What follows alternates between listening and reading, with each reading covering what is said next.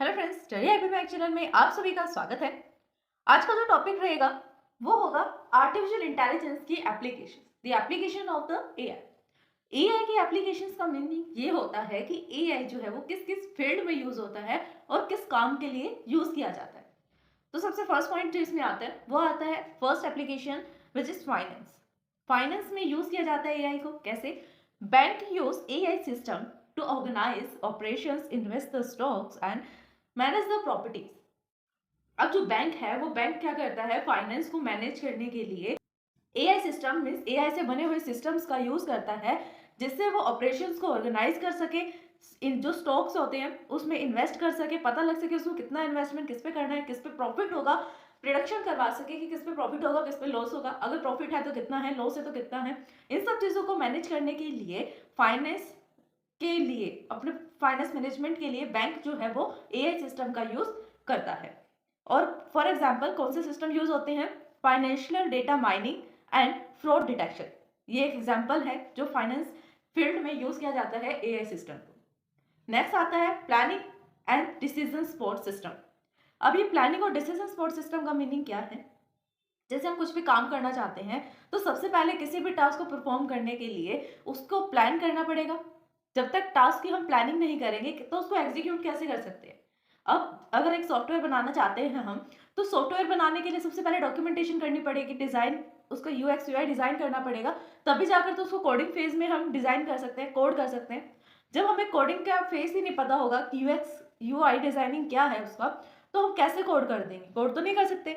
ऐसे ही decision support system और planning में क्या होता है, सबसे पहले हम प्लान करते हैं कि ये टास्क है, इसको कैसे कैसे परफॉर्म करना है, ठीक। फिर एक डिसीजन तक पहुंचते हैं प्लानिंग करने के बाद। फेज में तो ऐसा होगा ना कि बहुत सारे प्लान्स हैं, अलग अलग डिफरेंट टाइप के प्लान्स हैं, बट उन प्लान में से किसी बेस्ट वन प्लान को चूज करना, दैट इज डिसीजन सिस्टम। ये डिसाइड करने में हेल्प करेगा कि कौन से प्लान को हमें कैसे एग्जीक्यूट करना है जिसमें टाइम और कॉस्ट दोनों ही मिनिमल लगे। Making a computer cable of adding in business planning in one of the goal of planning and decision support system search. इसका कहने का मतलब है कि एक सबसे बेस्ट एग्जांपल जो लिया जा सकता है वो एक बिजनेस का एग्जांपल है। वही वापस से profit and loss, share market, stocks, investments, इन सब का प्रिडिक्शन कर सके, जो प्लानिंग कर सके, डिसीजन मेकिंग कर सके बिजनेस फील्ड में, वहां पर भी हम एआई का यूज करते हैं। नेक्स्ट आता है टेलीकम्युनिकेशन। टेलीकम्युनिकेशन में क्या है? With the growth of complexity in the network, जैसे जैसे हमारा नेटवर्क जो है इंक्रीज हो रहा है, अब जरूरी नहीं है किसी के पास एक फोन है तो वो एक नंबर ही यूज करेगा, एक कॉल नंबर ही यूज कर सकता है। वो एक टाइम पर डिफरेंट कॉल नंबर्स मींस दो कॉल नंबर मैक्सिमम यूज कर सकता है एक फोन के अंदर। तो सपोज करो अगर एक फोन में एक पर्सन ने एक फोन के लिए दो सिम लिए हैं, तो अगर उसी पर्सन के पास दो फोन हो तो चार सिम हो गए अगर वो लेना चाहे। तो सिंगल एक पर्सन की वजह से इतना ट्रैफिक हो रहा है। हमारे वर्ल्ड में तो नंबर ऑफ पीपल्स हैं, अनगिनत पीपल्स, बिलियंस में मिलियंस में पीपल हैं। तो उनके नेटवर्क को मैनेज करना जितना ज्यादा यूज है उतना ही ज्यादा डिफिकल्ट और कॉम्प्लेक्स है, ठीक है। जैसे जैसे पॉपुलैरिटी बढ़ती जा रही है वैसे वैसे नेटवर्क की कॉम्प्लेक्सिटी भी इंक्रीज हो रही है।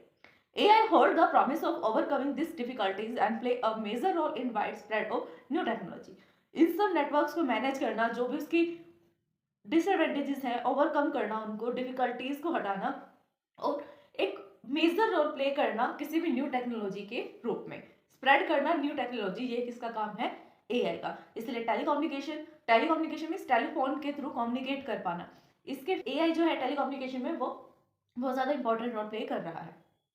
फिर आती है एआई के सबसे most useful field which is robotics.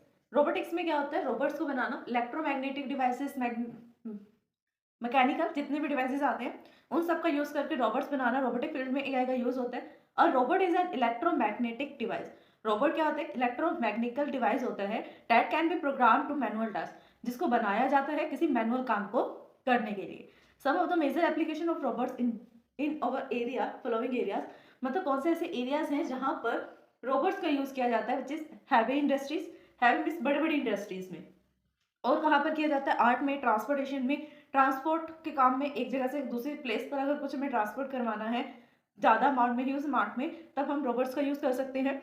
Robots में कोई गैजेट भी हो सकते हैं, जरूरी नहीं है वो ह्यूमनॉइड रोबोट ही हो। रोबोट में कोई भी गैजेट जो हमें हेल्प करता है, ह्यूमन की हेल्प करता है किसी भी काम को, किसी टास्क को ईजी बनाने में। फिर नेक्स्ट आता है कंप्यूटर विजन। अब कंप्यूटर विजन क्या होता है? Computer vision is the science and the technology of obtaining the models, meaning control and information from the visual data. अब जो कंप्यूटर विजन है ये एक अलग ही फील्ड है, अलग ही सब्जेक्ट है जहाँ पर एआई का यूज किया जाता है। इसमें क्या होता है, कंप्यूटर विजन एक ऐसी साइंस और टेक्नोलॉजी है जो हमें बने बनाए मॉडल से मिलती है। उसमें हम क्या करते हैं, डेटा को माइनिंग करते हैं, उसका मीनिंग एक्सट्रैक्ट करते हैं, इंफॉर्मेशन लेते हैं विजुअल डेटा से। डेटा जो प्रेजेंट है बट विजुअल है, रियल में नहीं है, विजुअली डेटा प्रेजेंट है, उस पर वर्क करता है। अब जो कंप्यूटर विजन है इसका गोल क्या है, research is the given computer that is the same powerful facilities in understanding their surrounding. Gadget है वो क्या कर सके, अपने आसपास अपने सराउंडिंग में अपने एनवायरमेंट में जो भी विजुअल डेटाज है उनको माइनिंग कर सके, अंडरस्टैंड कर सके। नेक्स्ट आता है स्पीच रिकॉग्नाइजेशन।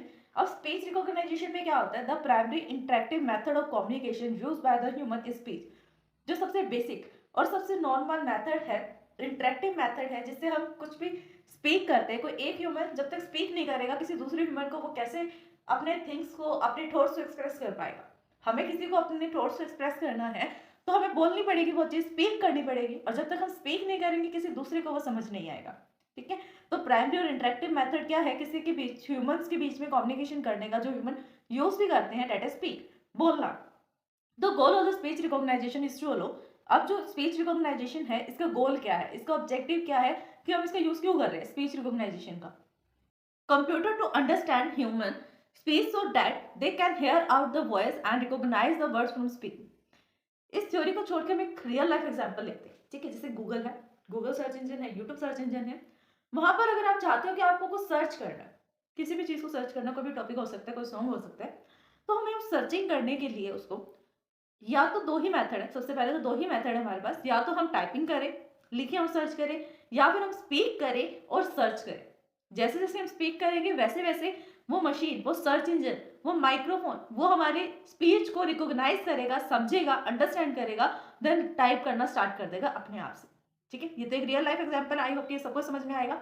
बहुत ईजी एग्जांपल है कि हमें कुछ सर्च करना है, माइक्रोफोन को ऑन करते हैं, जैसे जैसे हम स्पीक करते हैं वो माइक्रोफोन के थ्रू कंप्यूटर सिस्टम हमारी स्पीक को रिकॉग्नाइज करता है, अंडरस्टैंड करता है, इंटरप्रेट करने के बाद टाइपिंग स्टार्ट कर देता है। ठीक है, ये होता है पूरा स्पीच रिकॉग्नाइजेशन।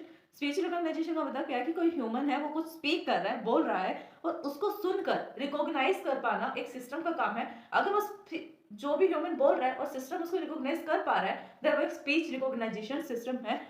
वो किसकी हेल्प से हो पाएगा, एआई की हेल्प से। नेक्स्ट आता है natural language processing. Natural language processing का मीनिंग क्या होता है, नेचुरल लैंग्वेज, नेचुरल मीन्स ऐसी लैंग्वेज जो हम यूज करते हैं, प्रोसेसिंग मीन्स उसको प्रोसेस कर पाना, बोल पाना, अंडरस्टैंड कर पाना। The aim of the LPF, natural language processing, is to enable the people and computer to communicate a natural language such as the Hindi and English. इससे क्या होगा, अगर नेचुरल लैंग्वेज प्रोसेसिंग का हम यूज करेंगे तो हम जैसे ह्यूमन है, तो ह्यूमन कंप्यूटर सिस्टम्स के साथ इंग्लिश और हिंदी नेचुरल लैंग्वेज में कम्युनिकेट कर पाएगा, इंग्लिश में बोलकर, हिंदी में बोलकर, क्योंकि ये हमारी बेसिक लैंग्वेज है, नेचुरल लैंग्वेज है, इसलिए इसको नेचुरल लैंग्वेज प्रोसेसिंग कहते हैं। क्योंकि हम बोल रहे हैं, वो प्रोसेस होके किसको मिल रही है, कंप्यूटर सिस्टम को, और वो कंप्यूटर सिस्टम उसको समझ पा रहा है, रिकॉग्नाइज कर पा रहा है। इसको हम इसलिए नेचुरल लैंग्वेज प्रोसेसिंग बोलते हैं। अब नेचुरल लैंग्वेज प्रोसेसिंग में ये तो हमने समझ लिया कि हम बोल रहे हैं, कंप्यूटर सुन रहा है, उसके पीछे जो टेक्नोलॉजी यूज हो रही है वो कौन सी टेक्नोलॉजी है, एआई की टेक्नोलॉजी है। जैसे एलेक्सा है, एलेक्सा को हम हाय एलेक्सा, हेलो एलेक्सा, नमस्ते एलेक्सा बोलते हैं। हम इंग्लिश और हिंदी लैंग्वेज का यूज कर रहे हैं और वो सिस्टम समझ भी पा रहे हैं हमारी इंग्लिश और हिंदी भाषा को, तो ये नेचुरल लैंग्वेज प्रोसेसिंग का ही एक बेस्ट एग्जांपल है। नेक्स्ट आता है एक्सपर्ट सिस्टम। एक्सपर्ट सिस्टम क्या होता है, एक्सपर्ट सिस्टम एक ऐसा कंप्यूटर सिस्टम होता है जिसको हम बनाते हैं जो किसी भी एक पर्टिकुलर डोमेन में एक्टिव रहे, पर्टिकुलर डोमेन में परफेक्ट हो, एक्सपर्ट हो किसी भी टास्क को करने के लिए। जैसे कि अगर एक एक्सपर्ट सिस्टम बनाया गया, कंप्यूटर सिस्टम बनाया गया मैथ्स की प्रॉब्लम को सोल्व करने के लिए, तो हर एक वो प्रॉब्लम जो उस टाइप की है, जिस टाइप के लिए सिस्टम को बनाया गया है, हम उसे इनपुट दे रहे हैं, तो कंप्यूटर सिस्टम, एक्सपर्ट सिस्टम का ये काम है कि वो उसे सोल्व करके दे। अगर वो सोल्व कर पा रहा है देन वो एक्सपर्ट सिस्टम है, नहीं सोल्व कर पा रहा है तो एक्सपर्ट सिस्टम नहीं है। अगर कुछ प्रॉब्लम सोल्व कर दी, कुछ नहीं कर पाया, तो वो एक कंप्यूटर सिस्टम है सिंपल, वो एक्सपर्ट सिस्टम नहीं होगा। क्योंकि एक्सपर्ट सिस्टम का मीनिंग ये है कि जिस भी काम के लिए, जिस भी टास्क के लिए उसको बनाया गया है, वो अपने टास्क को किसी भी तरह से उसको मोल्ड करके इनपुट दिया जा रहा है, तो वो उस टास्क को परफॉर्म करे और रिजल्ट भी प्रोवाइड करे, वो भी एग्जैक्ट रिजल्ट। ठीक है, ये होता है expert system. An expert system is a computer program that designed to act as the expert system in a particular domain. किसी भी पर्टिकुलर डोमेन में एक्सपर्ट की तरह काम कर पाना। It is also known as a knowledge based system. इसको हम नॉलेज बेस्ड सिस्टम भी बोलते हैं। क्यों? क्योंकि इसके पास नॉलेज होती है और जो नॉलेज बेस होता है वहां पर नॉलेज को कलेक्ट करता रहता है। जैसे कुछ न्यू नॉलेज मिली, फीडबैक के थ्रू वापस से अपने नॉलेज बेस में नॉलेज को ऐड कर दिया। तो फ्रेंड्स, आज के लिए बस इतना ही। इस वीडियो को समझने में अगर आपको कोई भी डाउट आता है देन आप हमें कमेंट कर सकते हैं। प्लीज वीडियो को लाइक शेयर सब्सक्राइब करना ना भूलें। Thanks for watching my video.